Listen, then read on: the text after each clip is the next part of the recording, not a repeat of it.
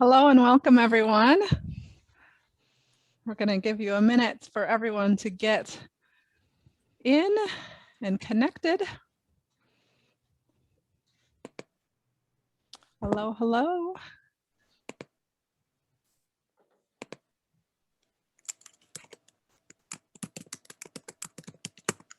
It's fun to see everyone's faces popping up here today.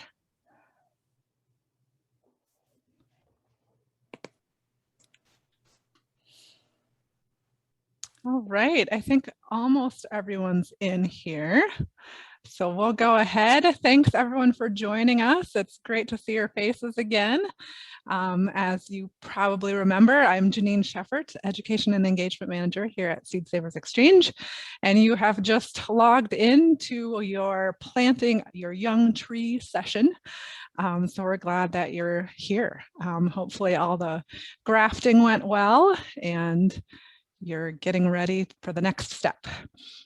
So we've got Lindsay Lee here online again. He's going to talk to us for a couple minutes, and then we're going to show the video that I shared out. Watch that together, and Lindsay's going to give a few or show a few examples of a few things and talk for a few minutes. And then most of the session is actually going to be question and answer time. So at that time, I ask any of you who want to turn on your videos. And if you have a question you'd like to ask, go ahead and raise your hand and I can call on you. Or if you prefer to put that question in the chat, I'm happy to read that question as well. So that's kind of the outline. And Lindsay, I'll hand it over to you. Good, thank you, and welcome everyone. I'll repeat what Janine said, and I hope you all had a good time making your grafted trees. This session is here with the intent of well, answering your questions as we go, but mostly to encourage you to plan them out. It's been long enough in cool storage for the grafts to heal a little bit.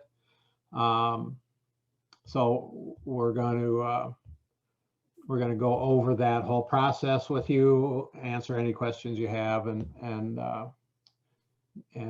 get your trees outdoors sooner than later, depending on where you are. Right today, we have a sunny, hot, warm day. We're going to be even hotter tomorrow, so this would not be the day I'd plant my trees out. Those conditions would just dry them out too quickly. And so, but we're supposed to get rain come Sunday evening and cooler temperatures next week. So late in the weekend, I'm going to be thinking about it, or into next week. For us here in Zone 4, with our frost-free date, usually around the 15th of May, we're in that time frame where we could go ahead and plan them out.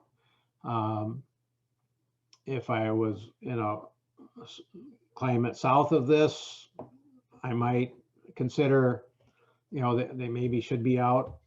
Again, I'm going to watch for a window where we've got a mild temperature and maybe even an overcast day, or better yet, a rainy day, to get them out in. So their first day or two is not demanding too much. Anyway,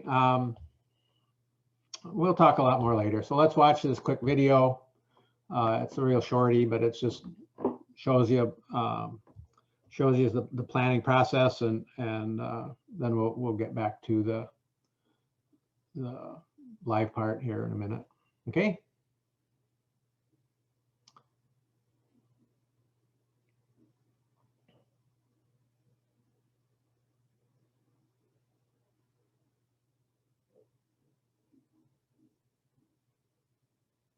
Oh,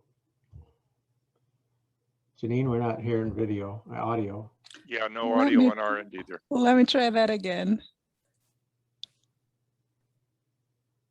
Is that working? No. Oh, shoot. Sorry, y'all.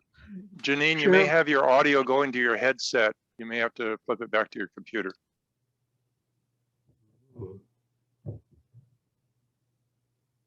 Or share the tab.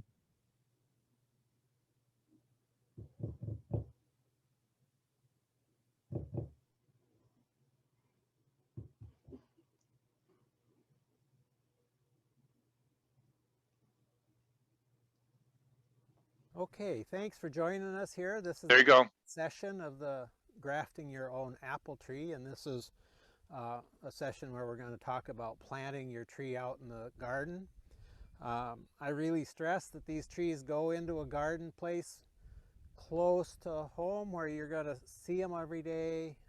They're going to need a lot of care in the first half of this summer, and you're going to want to tend them regularly. So this is a garden space or a nursery bed at Seed Savers that we use to grow trees on in. It's planted with some clover cover crop that we're using as a green mulch. You can mulch with whatever material you want, but we are transitioning into this living mulch idea. Anyway, your trees have been in storage for a few weeks, and it's time to be planting them out. We like to see them go into the ground about 10 days or so before the frost-free date. And there's a lot of wiggle room there. I'd rather have you put them out a little early if we're going to, like this, it's going to be a cloudy day, a little bit on the cool side, instead of waiting till exactly 10 days and setting them out on an unusually warm, sunny spring day. Because they're coming out of the storage in a really, they've been cool. They've not been drying out at all. So I'm going to show you what I have. I've put them in a bucket to really make sure they're hydrated. These two, they're buds or grafts off the same tree, and they're starting to grow, so they really need to go out into the garden. If they're any farther along than this and we had much of a chance of frost, I might not put them out yet, or I'd protect them some way. If you plant a young tree out and it's got leaves and we get a frost, well, you can damage them then. These are still in bud and they're pretty safe. Some of these others, here's one that's, be very gentle with these because they may not be absolutely attached, but I'm ready to plant these out. I can see a little white callus tissue through that wrapper, the tape we put on them. I don't want to take that tape off. It needs to stay on there. So I'm going to leave them. But I'm seeing white callus tissue through there, so I think they're far enough along. Here's one that's a side graft, and that bud seems to have a little swell to it. That's great. That's kind of a perfect stage to be planting it out. So with that, I think we'll plant one. It's really pretty simple process.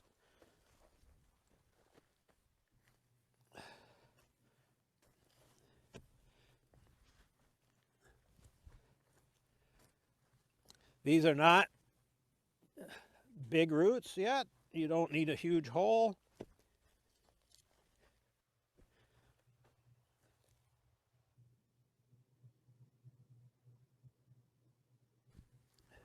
You do want the top of the root system below the soil. And so I've dug just a straight wall here and hold this tree against it. Then I'm going to take my soil, crumble it up.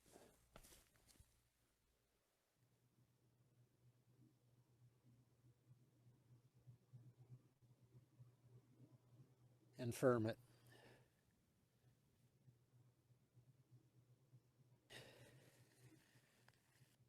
Now, these trees don't have any leaves on them yet, so watering, I think is kind of up to you. If I were going to plant 100 of these out, I probably wouldn't bother watering them.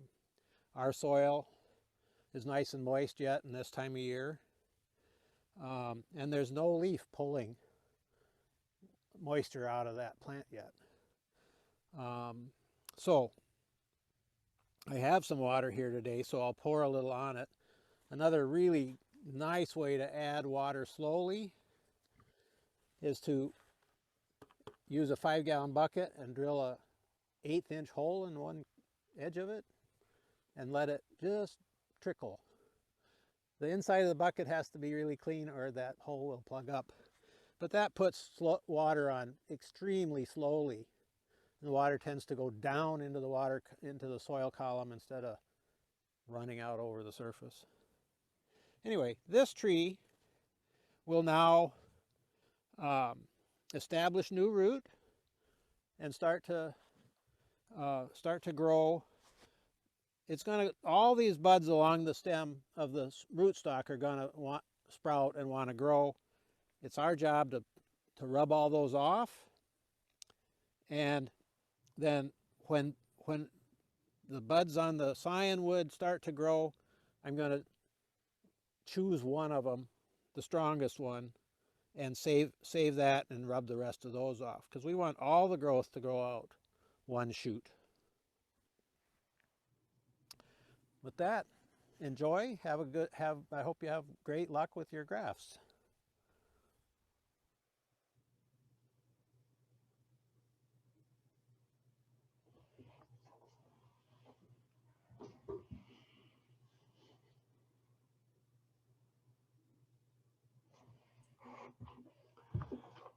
Nothing to it. So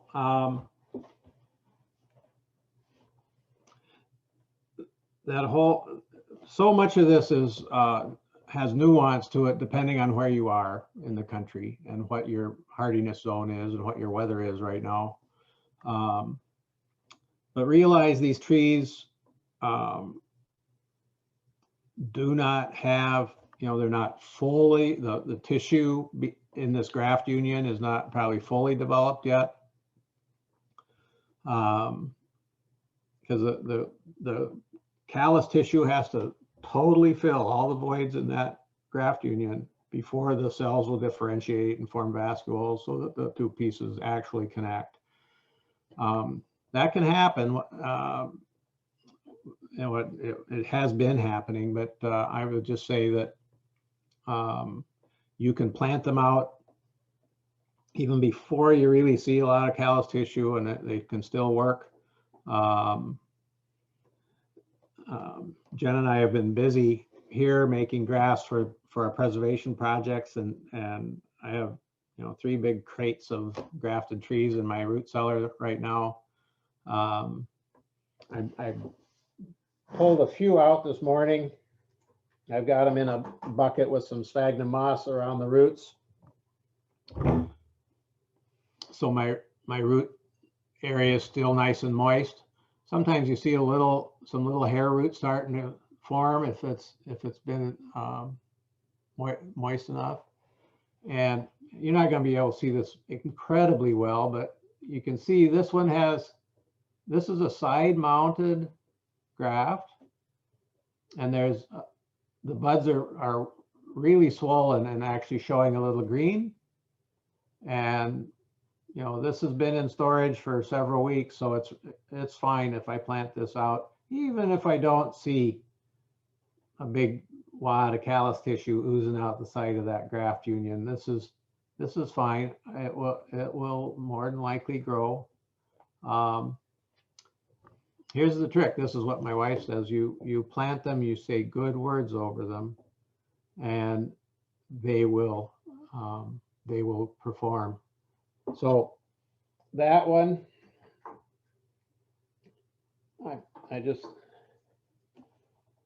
here's another one that's a regular whip and tongue graft. So the diameter is matched. The scion and rootstock diameters matched. So, and there's the bud's really swollen on that and showing green leaf tissue. So it's ready to go. And I'll be planting that out as soon as I feel the conditions outside are ready.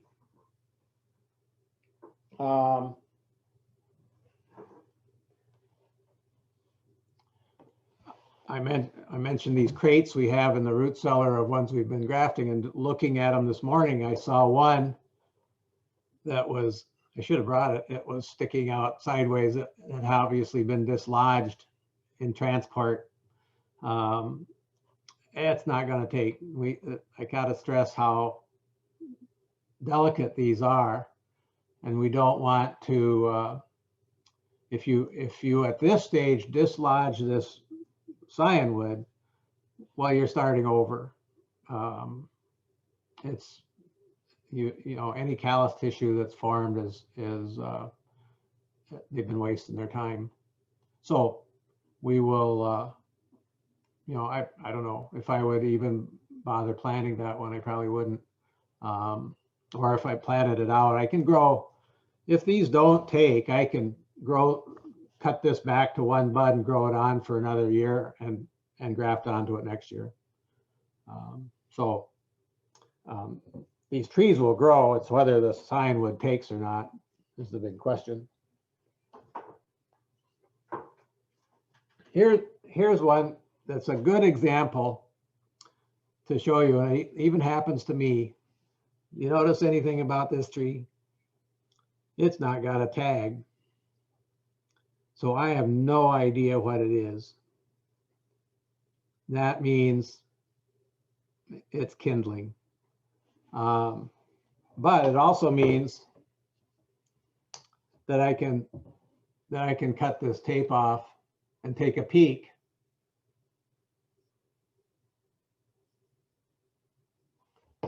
Take a peek inside and see if it's, so there,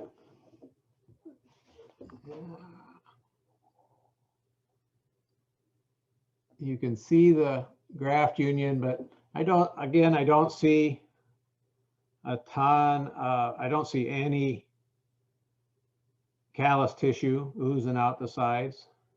Whoa. It was sticking though. I just heard a little click. I dislodged this graft, but it went click, meaning it had started to grow together. But again, because there's no tag, this is, to me, this is worthless. I mean, if you know it's a desirable apple tree, you could grow it and not know the name. That's fine with me. But around here, we kind of like to know what they are. So anyway, I just tore this one apart, and you can see how easy it is to dislodge that cyan. So be very gentle with them. Plant them out, water them in, say good words over them, and you'll have an orchard before you know it. A couple of things I want to say before we get into questions. I'm sitting here in the Seed Savers library, and I thought I'd be able to just grab a yearbook. Seed Savers is an organization that we publish a yearbook. We also have an online exchange, and unfortunately this is from 18. You'd think I'd be able to grab a current one. At any rate, oh, Janine's reaching for hers. I can look inside, and we distribute a lot of different cyanwood to people like you who now know how to graft. You can look in here and see Quaker Beauty, read a short history of it, and see that SSE offers it. Other collectors might offer trees here too, but there's a little code that tells you who's got it available, and then you just contact them and they send it to you. And there's a little fee, a handling fee. These aren't technically for sale. It's that we cover the what do you call it? Packaging, shipping and handling. But anyway, there's a lot of neat stuff available. There's yeah. I had mentioned before about the nursery trade census, and this is a book that the Seed Savers publishes. They're working on a new one. And in here are apples. And I was under the impression, I'm glad I looked at this, but there's a lot of apple varieties listed, and then it tells you through this code system where you can get them if you want to purchase a finished apple tree. Or then when you get to the back of the apple section, there's a little bit about rootstocks. And in all honesty, you'd be better off looking online to look up your rootstock characteristics, because this has been abbreviated since the earlier edition. So, but it's still a valuable resource if you're looking for certain varieties. Okay, with that, do we have some? Oh, seems like there's 15 things written in. So can you handle those, Janine? Yeah, absolutely. So if anyone would like to raise your hand, you can also ask your question aloud. It looks like Randy is already raising a hand there. So we'll start with Randy. Go ahead and unmute Randy and you can ask your question directly. Hi, yeah, I just have a couple questions. One is I've had my grafts in the fridge at about 42 degrees since the grafting class, and here in Zone 6, this like southeast Michigan, it's supposed to get down to 39 tonight, but should be, in the mid 50s the rest of the weekend and throughout next week. You think it's safe to go ahead and plant today? Right. So they're not predicting frost. No, they said the low overnight is 39. So Okay, that sounds just great. You want, here's the issue. The frost doesn't even matter if they're not leafed out. If they've been in cooler long enough to leaf out a little bit, then I would wait until frost has passed. yeah, I pulled them out this morning, got them in a bucket, and none of them are budding or leafing at all. I don't see. Then you're safe. You can plant them and we could have frost for the next 10 days and they wouldn't mind it. Okay, cool. And the next, go These ahead. Lions came through the winter. We had all sorts of cold nights and they survived that. So.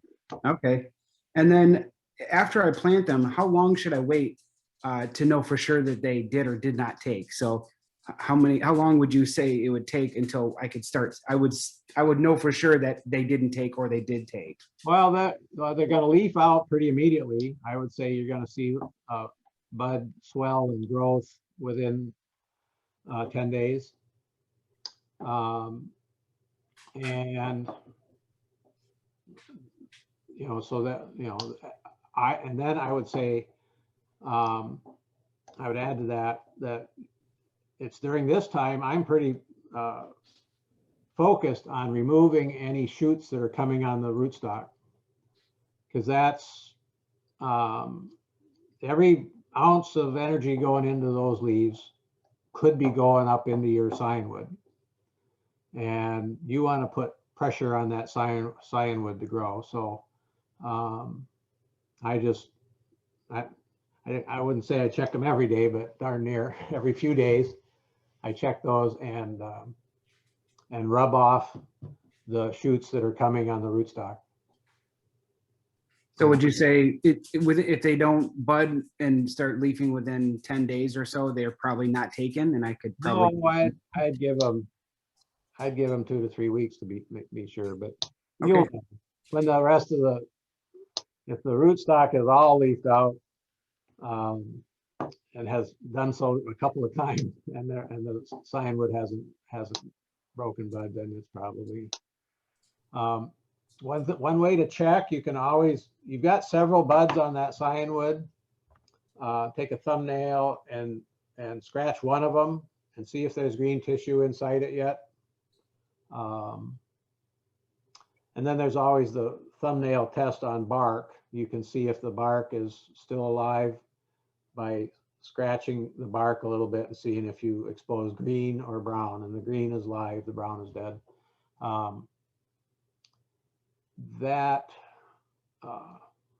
Yeah, by all means, you should expect these to grow. If you did a nice, clean, tight joint, there's no reason they won't. Okay. Good. Yeah, thanks. Yeah, answered my questions perfectly. Thanks. Yeah, and Lindsay, this is along the same lines here. We have someone asking if they don't see any scar tissue, should we keep it in the fridge longer? This person is saying the frost-free date is about May 15th, but it gets hot quickly thereafter. Right. This is a big message I wanted to get through today. It's not absolutely necessary that you see scar tissue. This one I just pulled apart, I didn't see scar tissue, but yet when I twisted it, it went click, and that meant that the cambium layers were starting to connect. I plant them anyway. If you've got good weather conditions now, it's been long enough, I'd go ahead and plant them out. And then kind of another iteration of the same question is someone saying that they're already in the high 70s and 80s. And when worried maybe it's too hot, is there anything special that they would need to do under those conditions? You're right. With this, with just a few roots, if I had, all right, I would look for ways to protect them. Possibly giving them a little shade, just set a lawn chair over them, or build a little remake tent, or some way to shelter them a little bit for the first few days. I showed in the slides of the first presentation a method I use a little sometimes with the padded mailer, where I made a little tent with that. And I looked at those at home yesterday, and they are leafing out inside there. So I opened the corners and let some outside air in, so that they can not be in quite as humid. So I'm basically hardening those leaves off like you would a tomato plant before you plant it out. So you don't set it out in the severe sun and wind and scorch them. Even if you lose leaves, most trees have, technically they have a secondary set of buds. So you could, it's entirely possible if you set them out and they got scorched by the wind or frozen, that they could regenerate a new bud and grow again. I worked for a nursery years ago that had a giant root cellar. We'd put 100,000 trees in that thing every winter and sell what we could. And the next spring, after the sale season was over, we had a big furrow digger behind the tractor, and we'd plow this big furrow in the fields and stuff trees in those and plant them. Well, these would be shade trees that we'd had for sale. They were 6 to 8 to 10 foot trees. And we'd line those out, and it was usually the 1st of July. And they'd been in the root cellar since last October. And they would have little white leaves on them because they'd been in the dark and leafed out. And those would all fry off, and then they'd push secondary buds and grow. These trees really, really want to live. And so you should give them the chance, put them out. If again, if the leaf gets scorched, I still wouldn't worry about it, because they'll probably come through that. But I'm just trying to suggest that you know, if you give them a little break, a little shade, if it's going to be full sun for the first week of their time outdoors, well, they might appreciate that. Great. And I apologize, I didn't actually explain how to raise your hand. So let me do that now. At the very bottom of your screen, you may need to hover over it to see it, but at the bottom of your screen, one of the little icons says reactions. And if you click on reactions, one of the options there is raise hand. So if you want to raise your hand, that's the place to do it. And apologies for not explaining that better before. Tommy Ryan, it looks like you have your hand raised. All right, thank you. So I'm in the same situation. I'm here in Georgia where it is getting into the 70s, 80s. In terms of acclimatizing from the refrigerator to planting out, how long do I need it to be in water before I put it out in the garden? Is it just a matter of hours or days to be ready to transfer into the garden? Right, just so they rehydrate a little bit. A few hours is sufficient. A day, probably at most. Okay. Yeah, I might bring mine out and set them in the shade behind the shop or something for overnight the first night, just to get them used to drier air. Mine are in a root cellar that's just humid as all get out, so to bring them out and get them acclimated to the outdoor air is probably okay. Okay. Your comment on the leaves scorching and the plant coming back, I've got a kind of a related question to that. I have another plant or another tree that is a fruit tree that I was ready to plant, and it fell over, and we had a below freezing weather, and all the leaves on it froze. And so I lost all the leaves. I assume just get it in the ground as soon as I can. There's nothing I should wait for. I shouldn't wait for it to grow leaves again before I get it into the ground. I should just go ahead and get it into the ground. No, the sooner you plant it, the better. On a tree that has like that, it probably came in, had a few branches. You might thin that a little bit. Right now, with all the branches still on it, every leaf node, leaf bud is being asked to grow. And if say there's 100 leaf buds on it, and you reduce that to 50, well, that's a lot less work the tree has to do. Okay. This was a lot of flush off of one central branch that had leaves that came off of just that one central, top growth. The main stem. Yeah, just the main stem. Yeah, that's typical too. But so if there's side branches, you could cut them off. Every one of those shoots that comes off the main stem can become a branch if you choose. Okay, thank you. All right, we've got a question here from Andrew saying, if we have a graft that didn't take and I plant the rootstock with all the buds taken off, will it grow more buds? Can you read that again? Yeah, and Andrew, I'm not sure if I'm fully understanding this either, so if you want to jump on to clarify, please feel free. It says, if we have a graft that didn't take and we plant the rootstock with the buds removed, will it grow more buds? Well, in that case, you'd want to let at least one grow.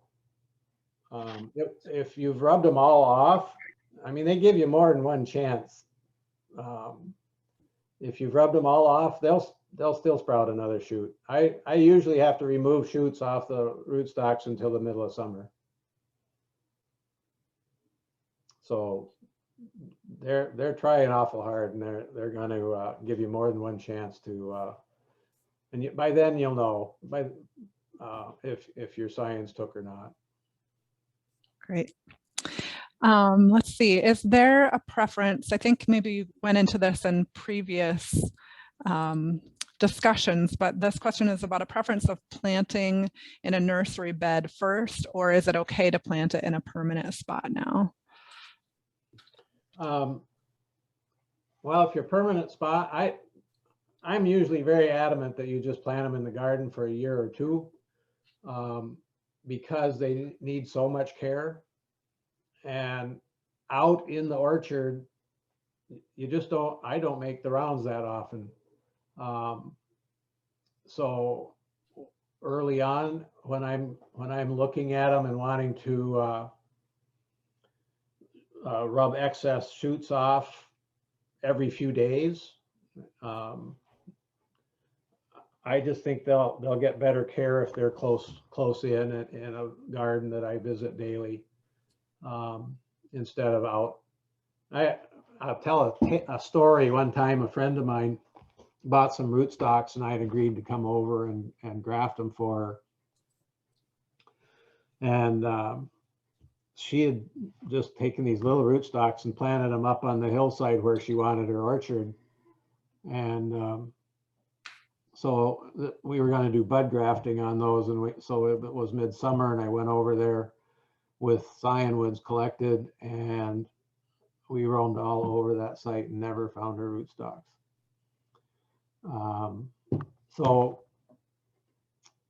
That's kind of an extreme example, but I just have a lot more faith in our ability to take care of something that's, right next to my kale row that I'm harvesting every morning for breakfast. Great. Let's see, there's a question here about how to protect your trees if you're in cicada emerging area. Yeah,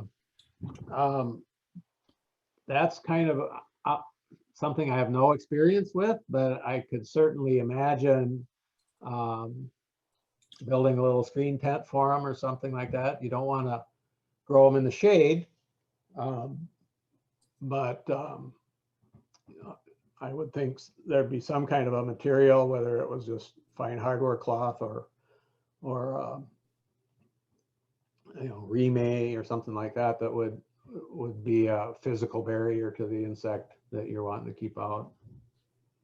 I think that would be the best. I'm not very chemically oriented. I tend to look for a physical barrier first if I can. And then there's a similar question, just how to protect from any other apple pests and diseases.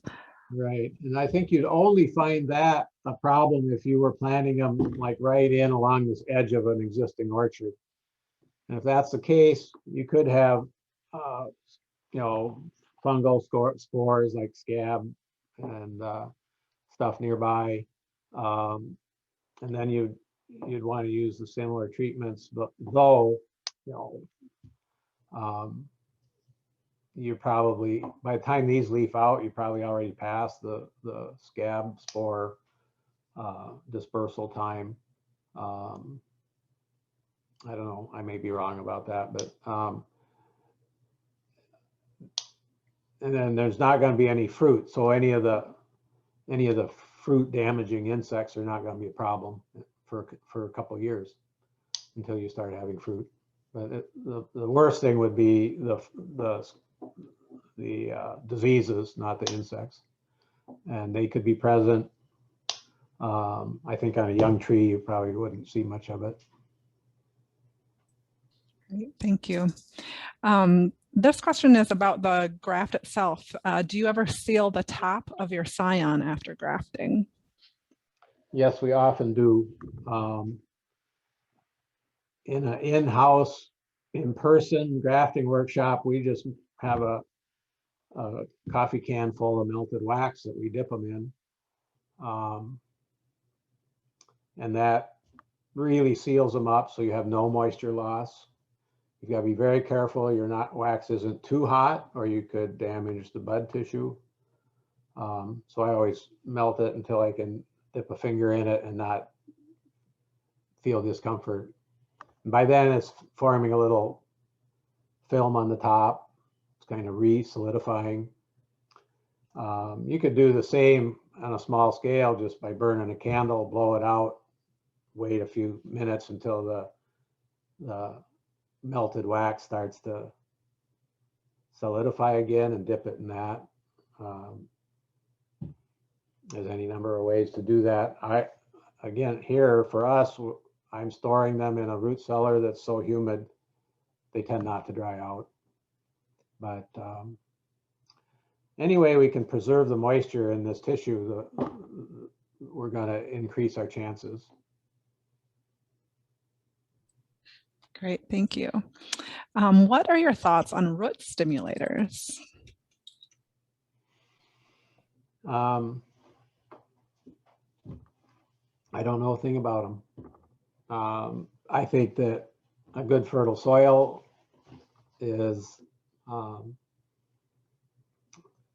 worth everything. There's an adage in the nursery trade that says to plant a $50 tree in a $100 hole.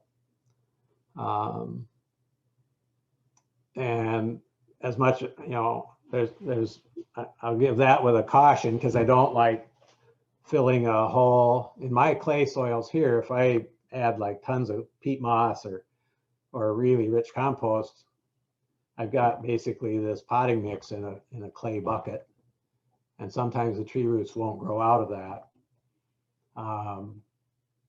So I don't do much amendment at all, except to add some fertility to it. Some you know, I'll use organic fertilizers and mix with the soil before I plant back the tree. But I'm not big on adding a lot of organic matter. The hole you plant this tree in is basically going to be totally consumed by the crown of the tree. The roots that are feeding are going to be way out here. They're going to explore, you know, so the root zone is well beyond the drip line of the canopy of the tree. So if you've got a 3-year-old tree and it's got an 8-foot wide spread, you've probably got 10 or 12 foot of root under the soil.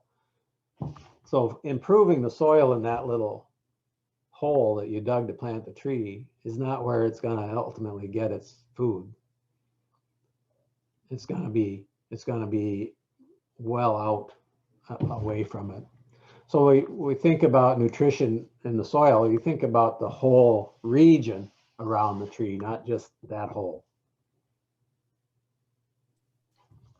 Great.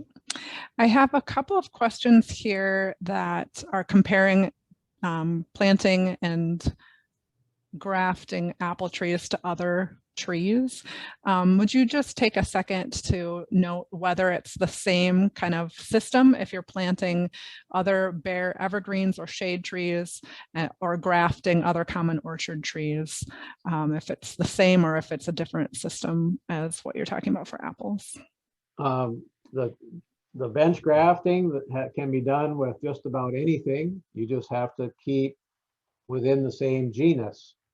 So apples have to go on an apple root, pears on pears, cherry on the whole genus Prunus, plum, cherry can all go on the same roots. Quercus, oak, any oak can go onto any oak root. Pecans, I know, are grafted. Stone fruit like peaches and nectarines and stuff are grafted. I have grafted some evergreens. On that, we did a system where you used a nurse tree. Basically, you made a cut into these were done on little seedlings. They might have had well, they're probably similar diameter, but you cut it partway into the stem and whittled kind of a point on the end of the cyan. These were like shiny blue spruce, and you fit that into the cut you made on the nurse tree plant, but you left that on and wrapped those up with rubber bands. So while it was healing, the nurse tree plant, the original rootstock top, is still there and still photosynthesizing and still keeping the plant alive. And then once the graft union was healed, we could clip that off. Without visuals, that's I think probably as good as we can do on that. But you can graft just about anything. when I first learned this stuff, it was mostly ornamentals we did, and we did some crab apples, but we also did like seedless shade trees. And that was our, you know, how we made suburban tree, you know, yard trees. Great, thank you. Let's see. Are there any specific watering requirements that we need to follow for the first year after we plant our trees? Water is critical and you should pay attention to it. That said, we don't do much with ours here. I tend to water a tree when I plant it and walk away, but that's because we get 32 inches of rain a year and sometimes much more than that. We are currently in a dry spell, the driest spell I've seen for years. We haven't had significant rain since the snow melted. So I will be making sure to water as we plant this spring. But then, you know, we'll just watch it. If we continue dry, I'll probably have to water once in a while. I think, you know, I've heard people say an inch a week, and I think that's too much. It also all depends on your soil. If you're in a sandy, light soil, you know, that water goes away quicker. If you're in a heavy clay like we have, it's once you get it wet, it doesn't dry out very quickly. And that's a good thing to remember too when you're planting. I think I said in the planting video that not to go too deep, deeper than the root system even, but you can go way wide. And the bigger the hole you dig and the more loose soil you put back in there and soak up with water, the longer that water is going to hang around. It's just a bigger volume of mud in that hole, and it takes, you know, it takes longer to dry it down. So my first employer in the nursery trade, every time he left a landscape site, he'd spread his arms out and he says, dig big holes, because people tend to, when planting a lot of trees, the hole tends to get smaller and smaller and smaller. So Yeah. Someone's asking about planting in a pot until the fall and then planting in a permanent spot. Is that something that you would advise? yeah, it's entirely possible.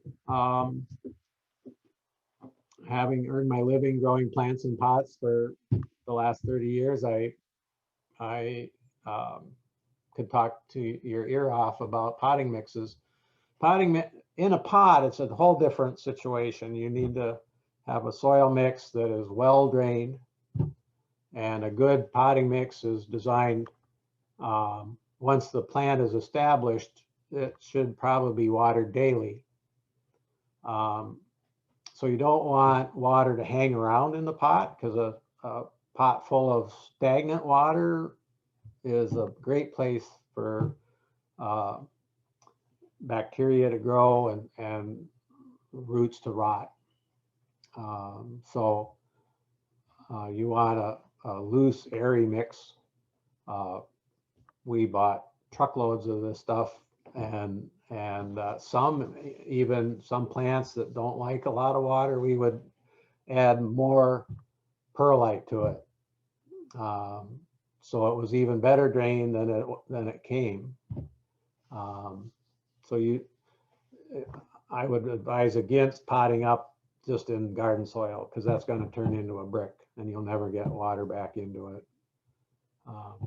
You should have a nice, loose, fluffy garden or a potting mix that drains quickly. Great. We have a couple of questions here about bud grafting, and one of the questions is whether we're doing a bud grafting class, which we do not have in the lineup, but I'll note that that is a question we get sometimes. But could you just explain what bud grafting is and when that is used?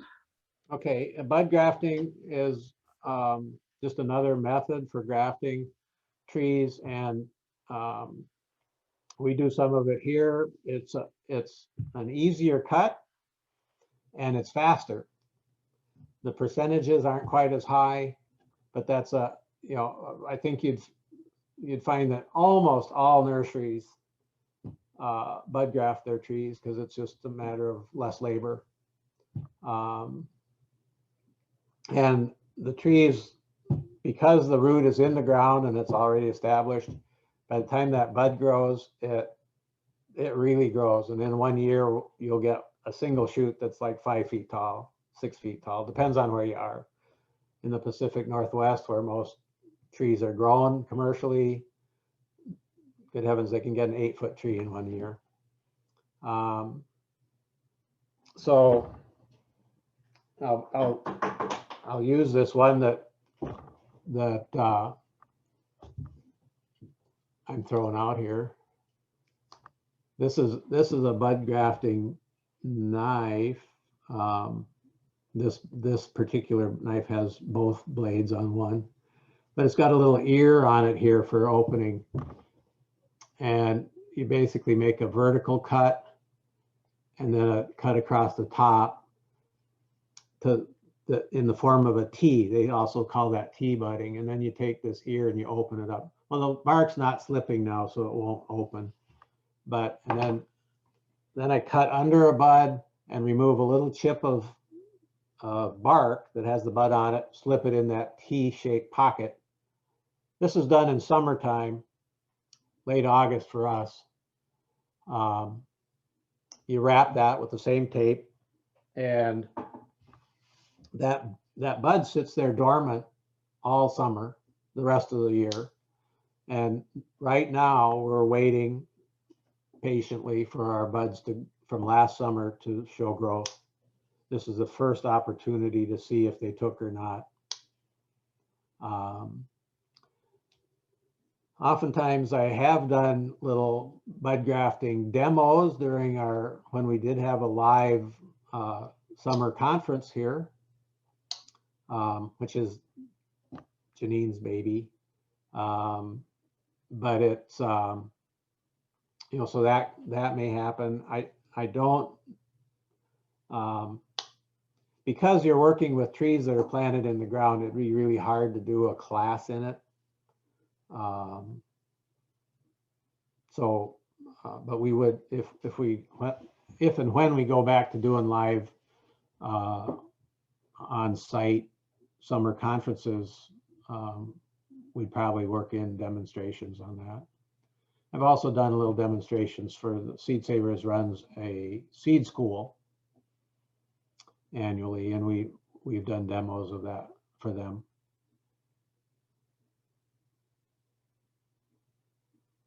Great, thank you.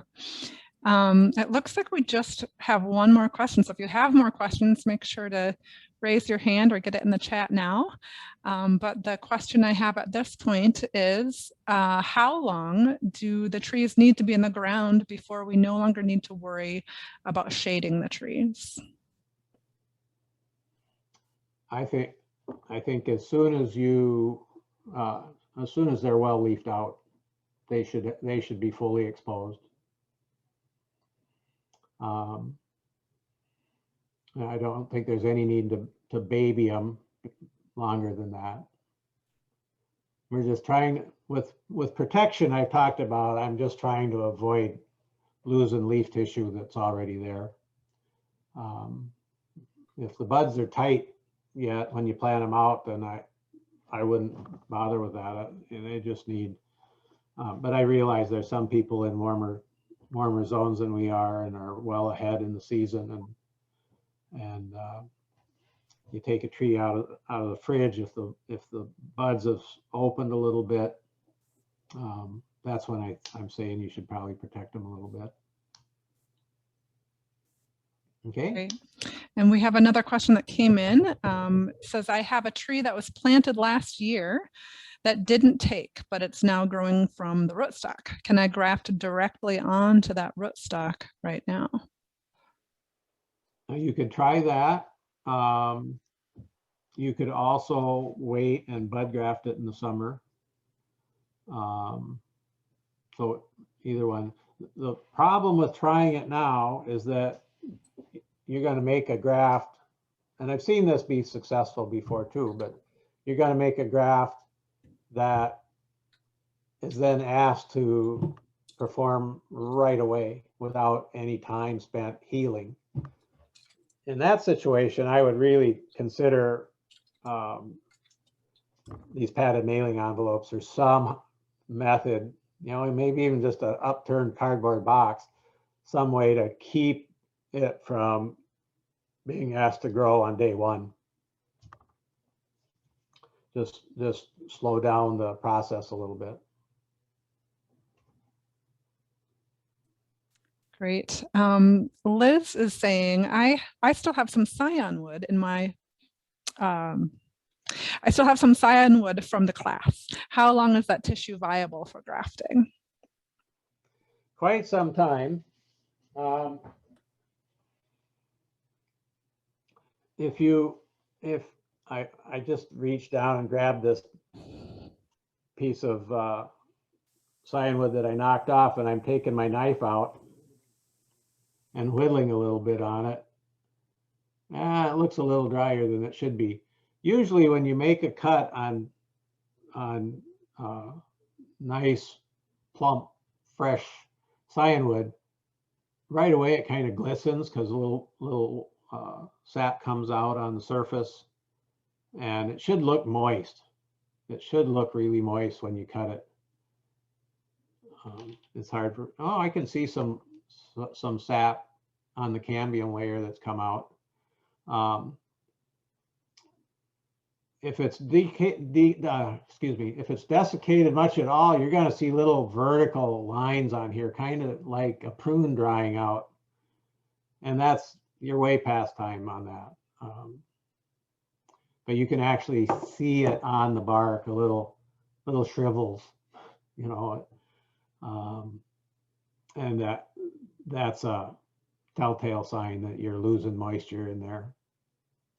So, but if it's been packed well in moist paper towels or something and plastic and cool, you know, we just grafted some stuff we'd collected in January, and it seemed just nice and moist and fine. So as we were pruning trees in the orchard, we'd say, "Oh, do we want this one?" And we'd collect some scion wood and put it in the. We have a big cooler, and we'd put it in there. And now we've been working through those, making grafts, and so some of that wood was stored for 3 months. Great. Sally, I believe you have a question. So different than the Georgia person, we're going to have hot weather the next 2 days. And my refrigerator, my storage opportunity was just 45 degrees. I couldn't get anything warmer. So I did take it out in the last couple of days thinking that we were going to plant out, but it's going to be too hot and dry and windy. So Sunday evening starts about 10 days of good, and we're a week out from last freeze. So do I need to get it out of the plastic bag? Do I need to keep it all moist, the grafts and the tips and the roots, or what would you say? I'd open up the graft union, and I mean, I'd just have that in the scion and the whole top of the plant exposed to the air. Okay. And keep the roots in the moist. Right. Keep okay. roots wet, but not soggy. Okay. So just, yeah, damp shredded newspaper, wrung out, or like we use the sphagnum moss or anything like that. Okay. And then there's also here's an old school nursery thing. We always, we would get crates and crates of trees in the spring, and we did something we called heal them in. This was out behind the potting shed in the shade. We'd dig a trench and we'd throw soil over the roots. And they were fine until we got them potted. It was just our storage method. And during that time, the upper part of the tree, the buds could swell, they could even break bud, and they were perfectly acclimated because they hadn't been in this we didn't have cold storage in those days. I mean, big enough to hold a shipment of trees. So we just healed them in temporarily until we got around to planting or potting. And the place that I'm planning to plant them is a prairie that's right in a part of an old prairie that's right next to my garden. So it's close, but there's a lot of roots there. Should I be getting those out, of like blue stems and stuff like that?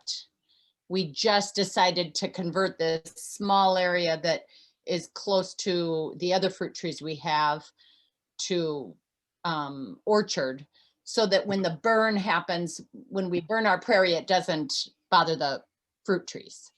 Well,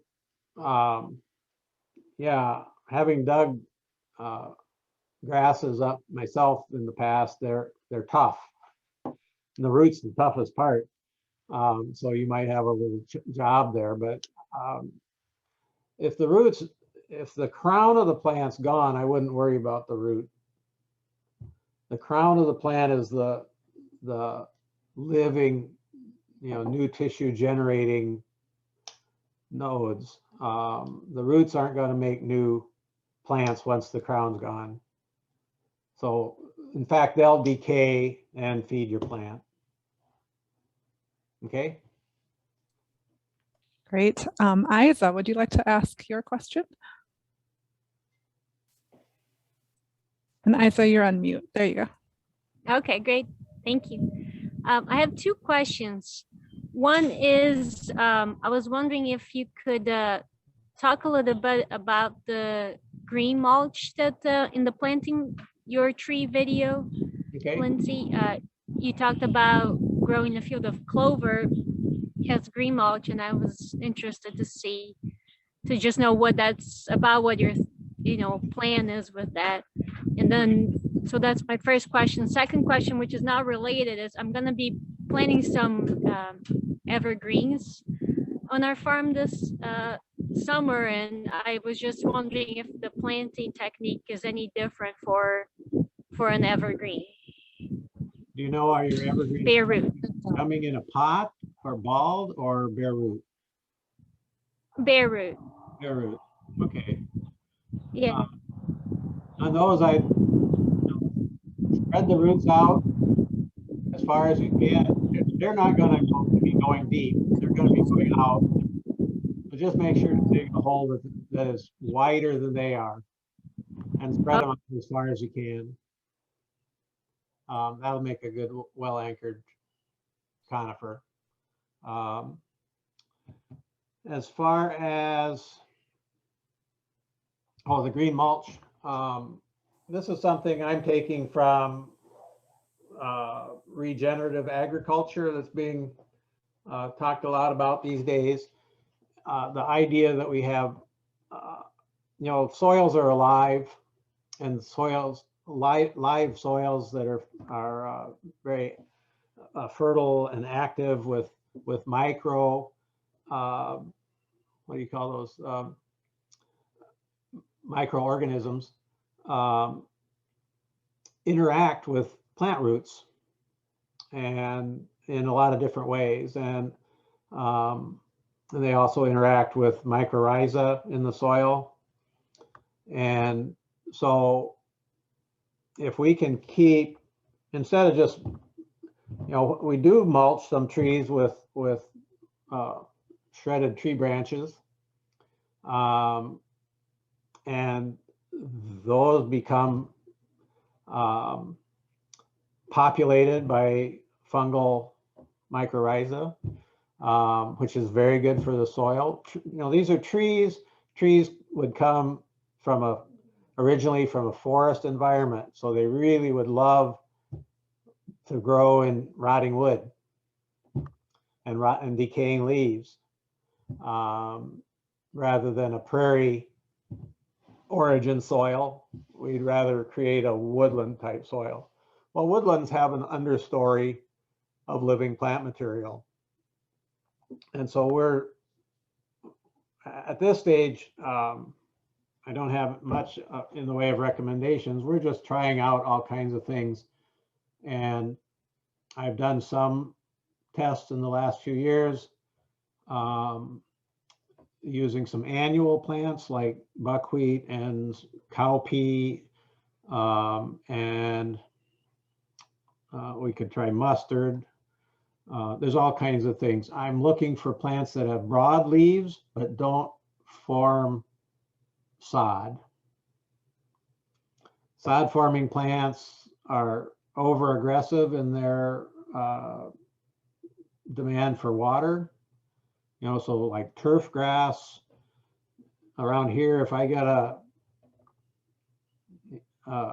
quarter inch of rain, the tree doesn't get any of it. The turf grass takes it all up.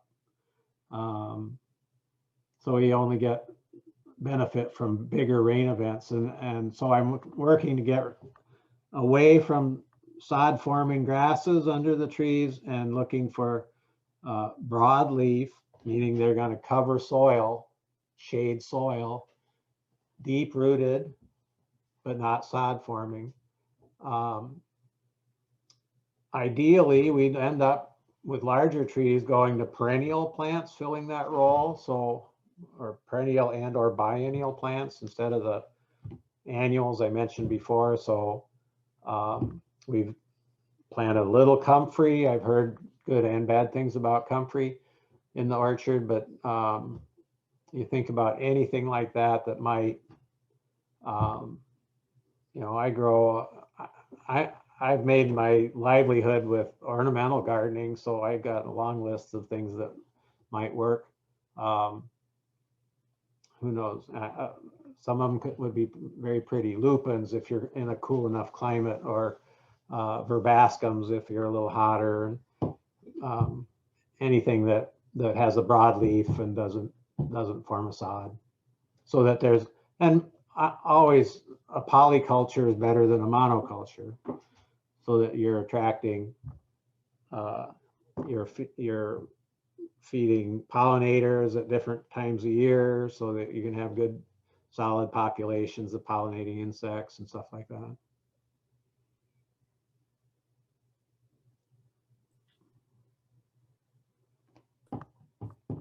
Great, thank you. Let's see. Do you, sorry, Isai, did you have something more to add? No, thank you. That's what I was going to say. Lindsay, do you have any advice for planting a grafted tree in the fall? Yeah, I think it's fine to transplant bare root in the fall after the leaves fall off. You know, anytime it's dormant and the ground's thawed, you can move a tree. It's not proper to dig a tree bare root or balled and burlapped with the leaves on. You're just risking the life of the tree by doing that, unless you severely cut it back to where there's hardly a leaf left on it. Anymore, the nursery industry has really jumped with both feet into the realm of potted trees, container grown trees. And so those can actually be planted anytime. And there's a difference between potted and container grown. Container grown implies that it's been a full season in the pot and has a well-established root ball. A lot of nurseries buy in bare root trees in the spring, stick them in a pot, fill it with dirt, and sell them. And those are simply bare root trees that weigh a lot more. So I'm not a fan of those whatsoever. The container grown trees are good, though. We've learned that roots will hit the edge of the pot and start growing round and round in a circle outside that. And then you plant them. If you don't disrupt that circular root pattern, it keeps going around and around. Well, roots have this thing they do. They go from microfilament size to big around as your leg, and they can actually strangle the tree. And so we planted container grown trees for years and years before somebody figured this out. And we were seeing, 10, 15-year-old trees dying for seemingly no cause. And it was actually that their own roots were strangling themselves. You can circumvent that when you plant a container grown tree by, I have a dedicated old pruning saw that I cut in from the edge of the pot. If this is my pot, I'm cutting down into the pot from 3 sides, almost to the center, and then plant that, and you've disrupted any circling roots. It seems pretty brutal, but it is supposed to work. The nursery trade is telling me that, but it's so anyway. We thought for a while that the container grown trees were the best thing since sliced bread, but it's with a note of caution now that we've got to make sure to interrupt those circling roots before we plant them. Bare root, I love bare root. I think you can plant bare roots. I think you get as much root system with those as anything, and you move them with less energy because they're lighter weight. And we used to sell huge shade trees bare root at the nursery I worked for.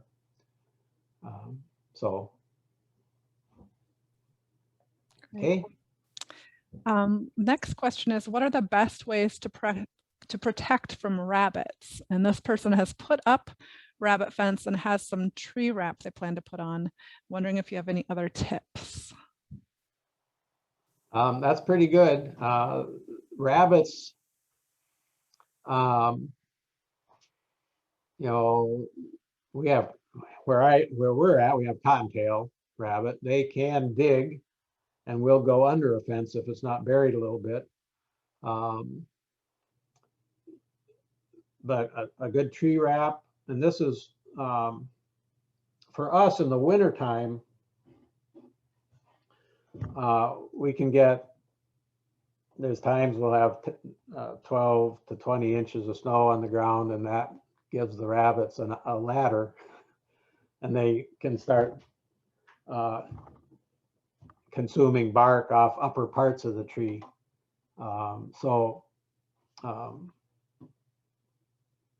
I would say wrap the tree as high as you feel you can, and then I have a lot of good rabbit recipes I could share with you.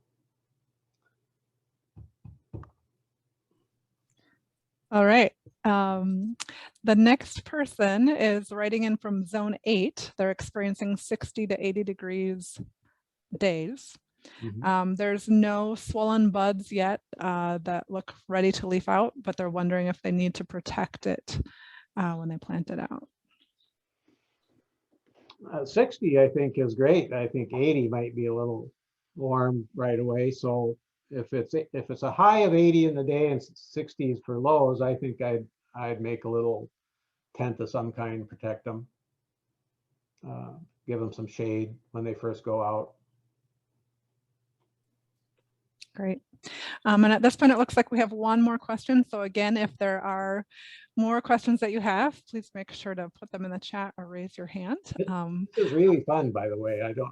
Yeah. I could do this all day. So the question I have here is, if we want our tree to eventually have a low scaffold, say knee high or 2 feet off of the ground, should we still let one of the new scion buds grow as the leader for now and prune for branching later? Oh, good question. I would prune. I would train one shoot off the grafted tree this year, and maybe even 2 years to get a strong central stem. Only when you have a good, say, 4 foot, 3 to 4 foot of shoot on there would I head it back at the desired height for the first scaffold. And you head back a little bit above where you want your first scaffolds to grow. Say I want those to start at 24 inches, then I'd cut it at 28 or 30, because they're not going to come right there where you cut. They're going to come, the buds below that are going to grow out. So first year, you should train it into a single shoot. Right. Thank you so much. Oh, it looks like we do have another one coming in. This one says, I have a Gravenstein apple, about 15 years old. The last several years, it had serious issues with coddling moths. I severely pruned it last winter and it's growing well. I also have several of the pheromone traps up. Do you have any other tips of how to get these moths under control? Jen, you want to talk about that? Yes, Michelle, we're dealing with a lot of that in our own orchard right now. Coddling moths are difficult. We actually just put out some traps for plum cuculio, which is what we deal with a lot here, having a lot of wild plums in the area. I would consult, there's a lot of information on different states extension sites. That's kind of my number one rainy day thing is to just look at all of the wealth of information that people have out there on coddling moths, and kind of tailor it to the size of your orchard and your capacity and integrated pest management. So I would recommend not spraying it until you kind of know more about the life cycle. And the pheromone traps work amazingly well. We just have ours on order right now. Yeah, just education is the best option for that. Sorry, there's not a 1-point answer for this because there's so many different options based on your area too. That's a roundabout answer, but Thank you. Does anyone else have any final questions before we sign off today? All right, well, thank you so much. I'm going to give Lindsay a minute to kind of, have final thoughts here to share with you. But before he does, I just want to say thank you all for joining us. This has been really great. It's fun to have so many questions, and we enjoy it. I enjoy learning along with you also. Please save the date for our next question and answer. We're going to be meeting again the same time on Friday, May 21st, where we're going to talk about the next step of disbudding, and we can answer any questions you have at that point too.